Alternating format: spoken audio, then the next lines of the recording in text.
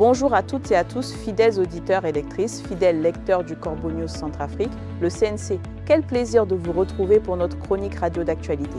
Aujourd'hui, nous allons plonger au cœur d'une situation absolument, inouïe, intolérable qui se passe à Zemio. Des alliés qui se tirent dessus, qui s'arrêtent les uns les autres, c'est à n'y rien comprendre. Pour décrypter cela avec moi, j'ai le plaisir de recevoir notre excellent journaliste de terrain, Anselme Mbata.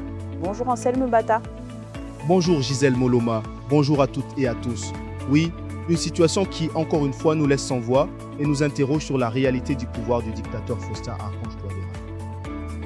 Eh bien justement, Anselme Mbata, l'information qui nous vient de Zemio est tout simplement ahurissante. Des tensions qui s'aggravent entre les FACA et les mercenaires russes. Un militaire centrafricain désarmé est carrément détenu par les Wagner. Dites-nous tout. Exactement Gisèle Moloma. Les relations déjà très tendues entre nos forces armées centrafricaines, les FACA et ces mercenaires russes du groupe Wagner, eh bien, elles connaissent une nouvelle détérioration importante dans la localité de Zemio, dans le Hombomu. C'est le dimanche 28 juin 2026, dans la soirée, que tout a basculé une fois de plus. Un soldat centrafricain de l'armée nationale a été tout bonnement désarmé et placé en détention par les forces russes de Wagner. Et ça, Gisèle Moloma, ça ravive immédiatement une crise sécuritaire locale qui était déjà extrême. Mais attendez, Anselme Mbata, des alliés qui désarment et détiennent les militaires du pays qu'ils sont censés aider.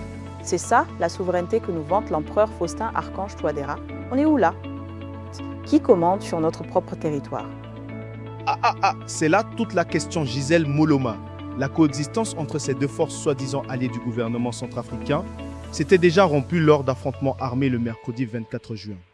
Et depuis cette date, une méfiance réciproque totale s'est installée. Les deux unités évitent tout contact direct et elles s'observent avec une hostilité non dissimulée.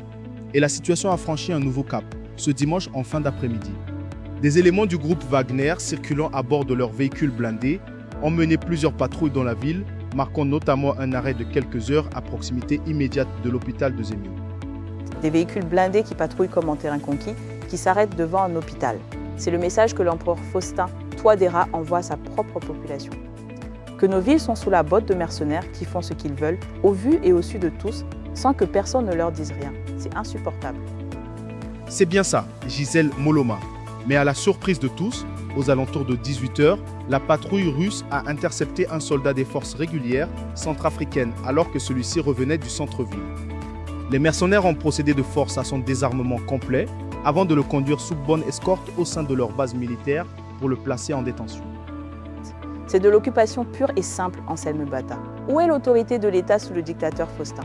On laisse des forces étrangères désarmer nos propres soldats, les emprisonner dans leur base. C'est une humiliation nationale. C'est une humiliation qui n'a pas plu aux FACA sur place, Gisèle Moloma, et c'est le moins qu'on puisse dire. Ah, là voilà la coopération vantée par le dictateur Faustin Archange Touadéra. Les FACA en sont réduites à tirer en l'air pour exprimer leur frustration. C'est ça la grande armée que nous vend l'empereur? Une armée dont les soldats ne peuvent même plus se défendre contre leurs alliés? Exactement, Gisèle Moloma.